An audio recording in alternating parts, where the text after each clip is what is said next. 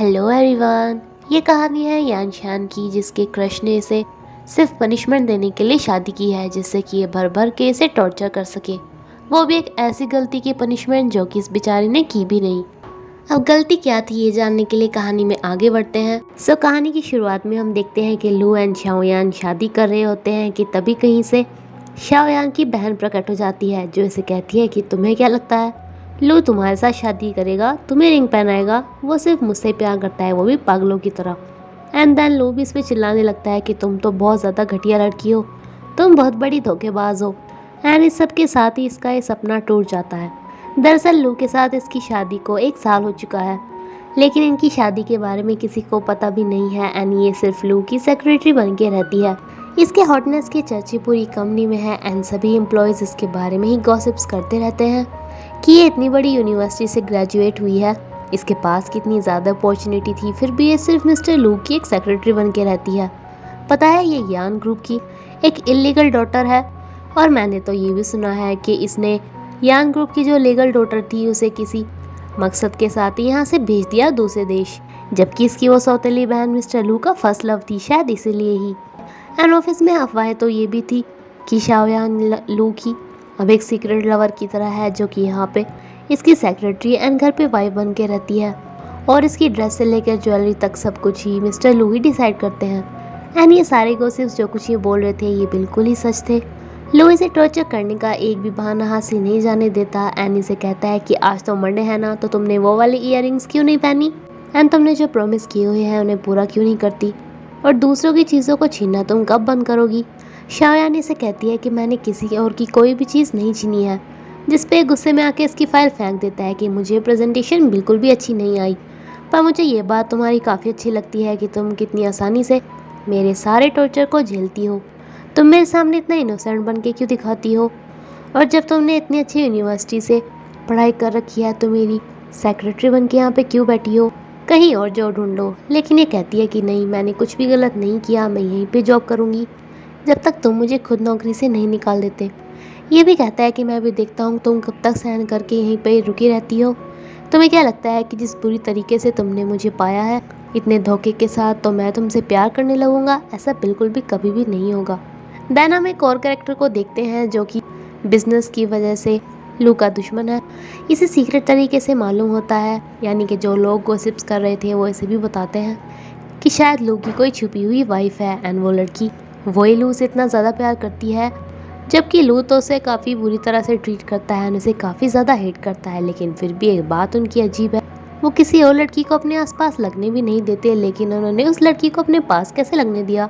शाओयान काफ़ी ट्राई करती है इसके साथ अच्छी पत्नी बनने का, लेकिन ये हमेशा इसे टॉर्चर ही करता है। ये इसके लिए डेली अपने हाथों से डिनर बनाती है, लेकिन ये हमेशा की तरह इसे आज भी डस्टबिन में डाल देता है। और इसके साथ ये इस खाने की फ़ोटो भी लेती है, ना जाने क्यों। एक एक्ट्रेस आनलान के साथ ये अपनी बिजनेस के कुछ कॉन्ट्रैक्ट्स करना चाहता था, जिसके लिए वो ऐड करने वाली थी। ये अपने बाकी आदमियों को हटा के शाओयान से कहता है कि जाओ इस बोर्ड को अकेले लेके जाओ उस एक्ट्रेस के पास, और उसे मनाना है तुम्हें हमारे कॉन्ट्रैक्ट के लिए, एंड वापस 2 घंटे से पहले आ जाना। बाकी लोग गॉसिप्स कर रहे होते हैं कि वो आनलान उसके साथ तो शायद मिस्टर लू के डेटिंग की खबरें भी आती रहती हैं। शायद उन्होंने अपनी सेक्रेटरी को वहाँ इसलिए भेजा है जिससे सेक्रेटरी को रियलाइज़ हो सके कि उसकी औकात कहाँ है। ये बेचारी भागी भागी इसे अकेले ही उठा के लेके जाती है, जिसकी कोई फ़ोटोज़ भी क्लिक कर रहा था। आनलान ने भी लू एंड इसकी सेक्रेटरी के चर्चे सुने हुए थे। ये इसे कहती है कि तुम्हें यहाँ पे इतनी हॉट सी ड्रेस पहनने की क्या ज़रूरत थी आने की, एंड क्या तुमने सुना है कि मेरी और उसकी डेटिंग की खबरें मिलती रहती हैं, तुम्हें इस बारे में क्या लगता है। ये बताती है कि नहीं, लू ऐसा नहीं कर सकते। तो ये कहती है कि फिर क्या मैं कर सकती हूँ, मुझे ये कॉन्ट्रैक्ट बिल्कुल भी पसंद नहीं आया, बट फिर भी जब तुम रात को मिस्टर लू के साथ सोओगी तो उसे मनाने की पूरी कोशिश करना, शायद वो तुम्हारे प्यार में पड़ी जाए। ये कहती है कि हाँ, वो मेरे प्यार में ज़रूर पड़ेंगे, ये मेरा पूरा विश्वास है। एंड इसकी ये बात इस एक्ट्रेस को काफ़ी ज़्यादा पसंद आती है, क्योंकि इसे इसके एंड लू के रिलेशन के बारे में बिल्कुल सच सच पता था। ये इसे कहती है कि आज तो मैं कॉन्ट्रैक्ट की बात नहीं कर रही, लेकिन मैं तुमसे ज़रूर मिलना चाहूँगी।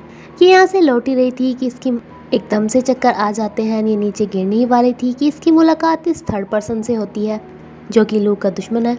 ये यहीं पर ही बेहोश हो जाती है। इन दोनों की फ़ोटो भी कोई क्लिक कर लेता है। आँखें खुलने पे इससे कुछ ज़्यादा ही चिपक रहा था, जैसे बताता है कि डॉक्टर ने तुम्हारी बॉडी को चेकअप किया एंड बताया कि तुम्हें अनीमिया है क्योंकि तुम बहुत ज़्यादा स्ट्रेस लेती हो एंड बहुत ज़्यादा थकान भी है तुम्हें। ये से पूछते हैं कि डॉक्टर ने चेकअप कैसे किया, तो ये बताने लगता है कि ऐसे ऐसे। बेचारी शाओयान को 2 घंटों से पहले जाना था, लेकिन ये इसकी कुछ ज़्यादा ही फ्लर्ट कर रहा था, इसकी तारीफ़ें कर करके कि तुम्हारी लेग्स कितनी ज़्यादा अच्छी हैं। एंड इसे फिर से चक्कर आ जाता है। तभी काफ़ी गुस्से में लू यहाँ पे आके शाओयान पे चिल्लाता है, क्योंकि इसे यहाँ पे इस थर्ड पर्सन ने जानबूझकर ही फ़ोन करके बुलाया था कि देखो तुम्हारी सेक्रेटरी मेरे घर पे पड़ी हुई है। लुइस से आके पूछता है कि तुम ये सब क्या कर रहे थे, तो ये बताता है कि अरे तुमने देखा नहीं, मैं इसके ऊपर पड़ा हुआ था, ये मुझे मैं इसे देख रही थी जिसपे इसे एक शॉट खाने को मिलता है। इन दोनों की लड़ाई शुरू हो पाती कि एकदम से इन्हें चुप कर देती है कि प्लीज़ लड़ो मत, मैं तुम्हारे लिए चाय बना के लाती हूँ दोनों के लिए। लेकिन लुइस से समझाता है कि तुम प्रोजेक्ट वगैरह लेने के लिए ये सड़ी हुई गंदी ट्रिक्स यूज़ मत करो। ये थर्ड पर्सन इसे कहता है कि ओ अगर तुम इतनी अपनी सेक्रेटरी की इतनी ज़्यादा चिंता करते हो तो तुम्हें ये भी मालूम होना चाहिए कि इसे अनेमिया है, वो भी ज़्यादा स्ट्रेस एंड थकान की वजह से। ये बोलता है कि वो मेरी एम्प्लॉय है, तुम्हें इतनी चिंता करने की कोई ज़रूरत नहीं है। एंड शाओयान को भी बोलता है कि 2 घंटे से ज़्यादा तो तुमने वैसे भी कर दिए, तो अगर अब तुम्हें यहीं पे रहना है तो यहीं पे रह सकती हो। घर आने पे इसे एक्सप्लेन करने की कोशिश करती है कि तुम्हें गलतफहमी हुई होगी, मैं वहाँ पे कुछ नहीं कर रही थी। बट ये कहता है कि अच्छा तुम मेरी वाइफ हो एंड तुम दूसरे लड़के के साथ सोफे पे पड़ी थी, फिर भी तुमने कुछ नहीं किया। मुझे तो पता ही था कि तुम किस हद तक बुरी लड़की हो, और ये मत सोचना कि मुझे जेलस फील हुआ था इसलिए मैं वहाँ पे गया। बस बात इतनी है कि कोई और मेरी किसी भी चीज़ को हाथ नहीं लगा सकता, चाहे वो मेरा पालतू कुत्ता क्यों ना हो। तो तुम तो फिर भी एक पर्सन हो। एंड ये इसे पनिश करके चला जाता है कि जब तक मैं नहीं बोलता यहीं पर ही खड़ी रहो पूरे 2 घंटे तक। ये पहले से ही बेचारी अनीमिया की मरीज थी एंड ये पूरे इतने ही घंटे तक खड़ी रहती है। ये इसे कहता है कि अगर परेशान होगी और डिवोर्स चाहिए तो मैं तुम्हें डिवोर्स दे सकता हूँ, बट ये इसे मना कर देती है। एंड पूरे 2 घंटे बाद आके यहीं पे ही सो जाती है। नेक्स्ट डे ऑफिस में इसकी बहन आके इसे मिलती है, जो कि पूरे 1 साल पहले अब्रॉड चली गई थी। लो इससे बहुत ज़्यादा प्यार करता था, जो कि इसे यहाँ से भेजना नहीं चाहता था, बट ये इसे बताती है कि तुम्हें नहीं पता, लेकिन मेरी सौतेली बहन भी तुमसे प्यार करती है। पहले मुझे मेरी फैमिली में बहुत ज़्यादा प्यार किया जाता था, लेकिन फिर मेरे पापा उसे लेके आ गए थे। सबने हमेशा मुझे ही प्यार किया, लेकिन किसी ने भी उसे नहीं किया, इसलिए कम से कम तुम्हारा प्यार तो उसे मिलना चाहिए ना। इसलिए मैं फ्रांस जा रही हूँ स्टडीज़ के लिए एंड तुम दोनों खुश रहना। मैंने उसकी डायरी में ये सब पढ़ लिया था कि वो तुम्हें पसंद करती है, बस मुझे बताया नहीं। इसके जाने के बाद शाओयान भी इसे रोकने के लिए आई थी, लेकिन लू का सारा गुस्सा इसके ऊपर बरसता है कि तुमने क्या बोल दिया उसे, जो मुझे छोड़ के चली गई, तुमने उसे फोर्स किया वहाँ पे जाने के लिए, इसका बदला मैं तुमसे ज़रूर लेकर आऊँगा। ये बेचारी सैड होके घर गई ही थी कि इसकी सौतेली बहन की मॉम इसे डांटती है कि तुम्हारी वजह से मेरी बच्ची घर छोड़कर चली गई। पहले तो तुमने आके मेरे पति को प्यार के मुझसे छीन लिया और अब मेरी बेटी को भी वहाँ पे भेज दिया, दफ़ा हो जाओ मेरे घर से। अब घर से निकल जाने के बाद ये लू को एक्सप्लेन करने आई थी कि इसने अपनी बहन को कुछ भी नहीं कहा वहाँ पे जाने के लिए, वो अपनी मर्जी से गई, लेकिन इसे चाहिए था इससे बदला, इसलिए कहता है कि तुम मुझसे प्यार करती हो ना, तो चलो शादी करते हैं, लेकिन इस बात के बारे में किसी को बताना मत कि हम दोनों ने शादी कर ली। ये बेचारी खुश होकर आ गई थी, बट इसे नहीं मालूम था कि लू आखिर चाहता क्या है। अब इससे इसकी बहन शिकिन आके मिलती है, जो इसे बधाई देती है कि तुम दोनों की शादी हो गई, इसलिए तो मैं यहाँ से गई थी। लेकिन लू इसे जल्दी से उसी एक्ट्रेस के पास भेज देता है किसी काम को करने के लिए। एंड शिकिन को बताता है कि तुम्हारे जाने के बाद मुझे सिर्फ इससे सजा देने के लिए ही मैंने शादी की है, जिससे मैं कभी भी डिवोर्स कर सकता हूँ तुम्हारे लिए। बट शिकिन कहती है कि नहीं नहीं, मुझे डिवोर्स नहीं चाहिए तुम्हारा, ये सब करवाने के लिए तो मैं अब्रॉड गई थी, बस अब मुझे तुम्हारी कंपनी में जॉब की ज़रूरत है।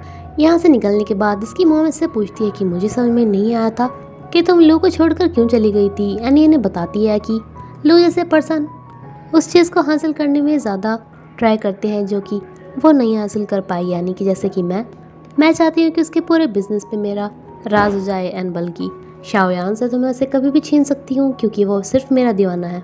अब ये एक्ट्रेस शाओयान की फ्रेंड बन चुकी थी, जिसे ये बताती है कि 1 साल पहले ये सब कुछ हुआ था और पता नहीं क्यों मेरी बहन ने वो डायरी लू को भी दिखाई थी। ये सारी बात को समझ जाती है एंड कहती है कि तुम्हारी बहन ज़रूर तुमसे बदला लेना चाहती होगी क्योंकि तुमने उसके पापा के प्यार को बांट लिया था, लेकिन इसके दिमाग में ये बात नहीं घुस पाती। एंड ये दोबारा से इसके ऊपर ही बेहोश होकर गिर जाती है।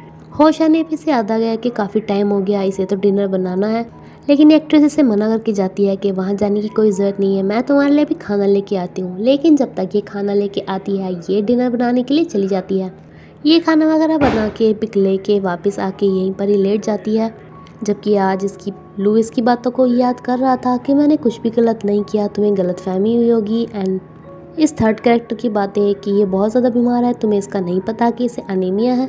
इसे काफ़ी गुस्सा भी आता है कि न जाने क्यों शाओयान इसे इतना ज़्यादा प्यार करती है। अनाज ये इसका बनाया हुआ खाना भी खा लेता है। एंड इसी के साथ ही एपिसोड यहाँ पे खत्म होता है फ्रेंड्स। अगर आपको ये स्टोरी अच्छी लगी हो तो प्लीज़ इस वीडियो को लाइक करेगा एंड कमेंट करके मुझे बताइएगा। Thank you.